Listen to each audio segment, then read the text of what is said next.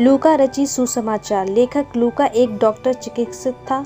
वह पौलुस का अच्छा दोस्त था। पौलुस की मिशनरी यात्राओं में प्राय वह साथ ही यात्रा करता था। देखे कुलुसियों 4 अध्याय के 14 पद में, 2 तीमुथियुस 4 अध्याय उसके 11 पद में, फिलेमोन 1 अध्याय उसके 24 पद में, प्रेरितों के काम 16 अध्याय उसके 10 और 12 पद में, 20 अध्याय उसके 5 से 6 पद में, 27 अध्याय और उसके 1 पद में।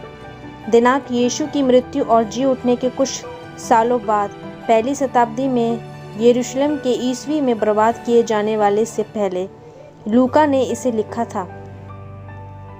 विषय सारी मानव जाति के उद्धार के लिए परमेश्वर ने केवल यीशु मसीह को ही नियुक्त किया है। इस पुस्तक में कुछ खास शब्द हैं। उद्धार यानी मुक्ति जिसे हम कहते हैं।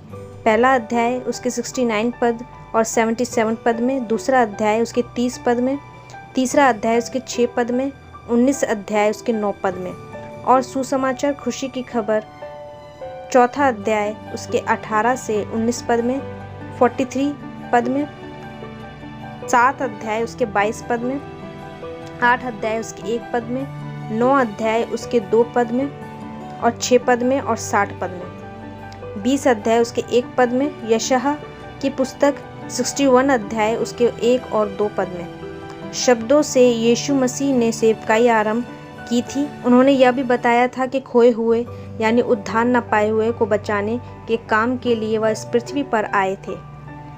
19 अध्याय उसके 10 पद में यीशु मसीह को वह मनुष्य के पुत्र यानी बेटे के रूप में सामने लाता है। यीशु के जन्म और जीवन काल के बारे में बहुत कुछ लिखते हैं। किसी और सुसमाचार के लेखक की तुलना में वह यीशु मसीह के मानवीय स्वभाव के बारे में विस्तार से लिखते हैं।